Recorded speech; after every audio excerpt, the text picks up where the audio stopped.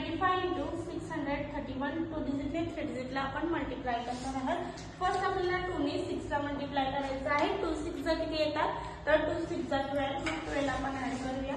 आता आपल्याला 2 ने 3 ला मल्टिप्लाय करायचं आहे।